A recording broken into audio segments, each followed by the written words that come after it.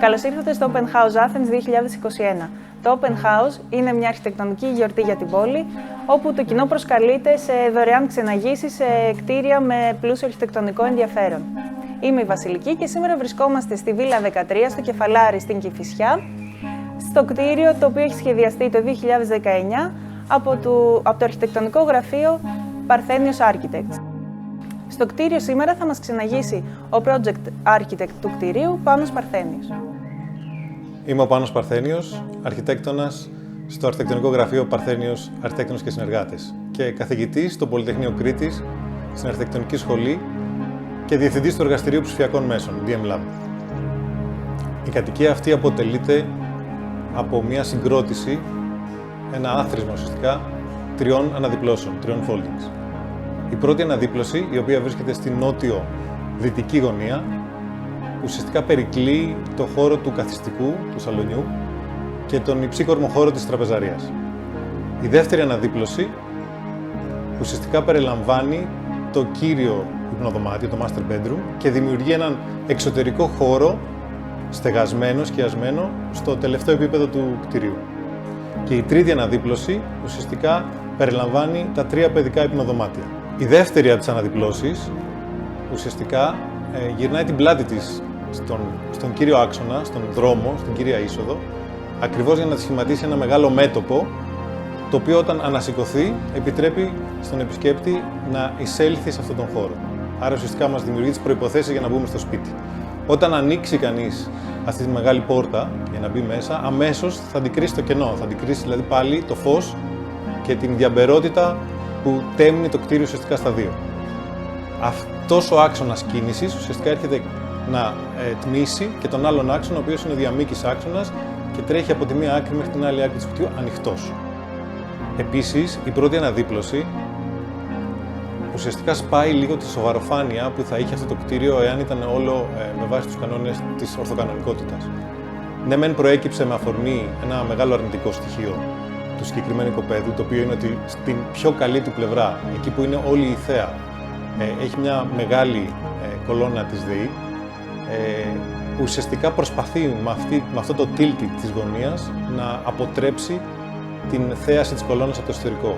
Όταν θα το δούμε από μέσα, καταλαβαίνουμε ότι ουσιαστικά καδράρει την θέα εκεί που θέλουμε, αποκρύπτοντας το κομμάτι που θέλουμε να αφαιρέσουμε. Στο ισόγειο είναι γενικά ανοιχτός ο χώρος και διαχωρίζονται οι χρήσεις με βάση τον άξονα κίνησης. Από τη μία έχουμε το καθιστικό και την τραπεζαρία, σε αρμονική σχέση μεταξύ τους μέσω αυτής της οξείας γωνίας, και από την άλλη έχουμε σε συνέχεια, χωρίς κάποιο σκληρό όριο, τον χώρο της κουζίνας, και στο βάθος, στο τέλος του άξονα αυτού, ο οποίος είναι ενιαίος, βρίσκει κανείς τους βοηθητικούς χώρους των WC, του κελαριού, της κουζίνας και στο τέλος τον ξενώνα. Ο ξενώνας είναι τοποθετημένος στρατηγικά, θα έλεγα, δίπλα στο νερό της πισίνας, στο ισόγειο, για να έχει μια ανεξαρτησία και να μπορεί κανείς να το λειτουργήσει και σε ένα ξεχωριστό χώρο. Στον πρώτο όροφο βρίσκονται το κύριο υπνοδωμάτιο, το οποίο κοιτάζει και προς την βασική θέα του σπιτιού, τα δύο παιδικά υπνοδωμάτια, μαζί με το τρίτο παιδικό υπνοδωμάτιο που βρίσκεται στο δεύτερο επίπεδο. Εκεί υπάρχει ένας χώρος εκτόνωσης σε συνέχεια του εσωτερικού μικρού γραφείου ή χόμπι, ο οποίος μπορεί κάτω από το μεγάλο στέγαστρο να φιλοξενήσει φίλους της οικογένειας και κοιτάζει βέβαια προς την πολύ καλή θέα. Στο επίπεδο κάτω από το ισόγειο υπάρχει ένα μικρό μπαρ μαζί με το playroom και το movie theater, όπως επίσης και ένας χώρος για να παίζουν τα παιδιά σε συνέχεια του μικρού κήπου που βρίσκεται μπροστά.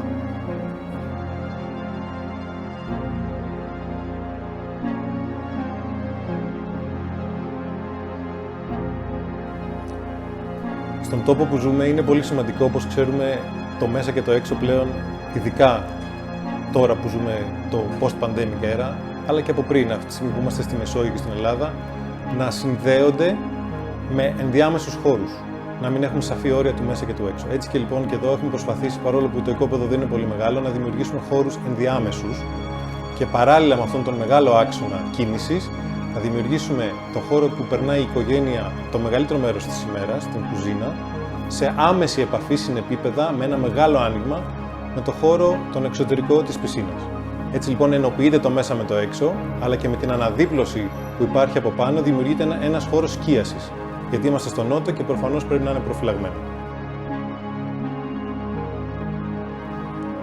Για να προστατεύσουμε τον νότο, ο οποίος είναι και η μεγάλη όψη του κτηρίου, πέρα από τις εσοχές που δημιουργούν οι όγκοι των αναδιπλώσεων, χρησιμοποιούμε και ένα άλλο φίλτρο, αυτό με τις περσίδες αλουμινίου.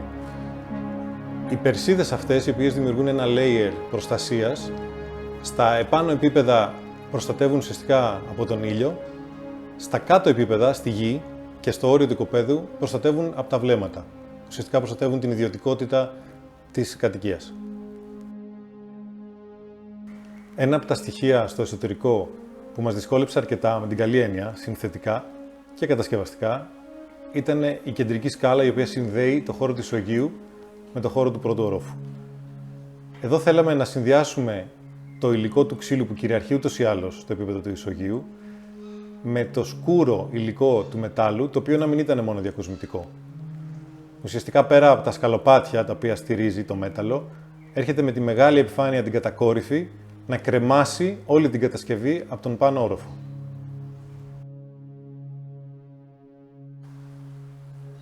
Ένα ακόμα ενδιαφέρον στοιχείο εσωτερικά είναι η επίλυση του χώρου του τζακιού. Το τζάκι ουσιαστικά αποτελείται από μια μεγάλη βαριά μεταλλική κατασκευή, η οποία ήταν απαραίτητη για να αναρτήσει το τζάκι εκτός του κυρίου όγκου της κατοικίας, έτσι ώστε να αφήνει ανοιχτό και ελεύθερο τον χώρο του καθιστικού. Και παράλληλα υπήρχε και η απέτηση από τους αρχιτέκτονες, για να κάνουν τα πράγματα ακόμα λίγο πιο δύσκολα σε αυτόν που έπρεπε να το κατασκευάσει, να αιωρείται το τζάκι έτσι ώστε το φως να μπαίνει από μια οριζόντια οπή και από πάνω και από κάτω.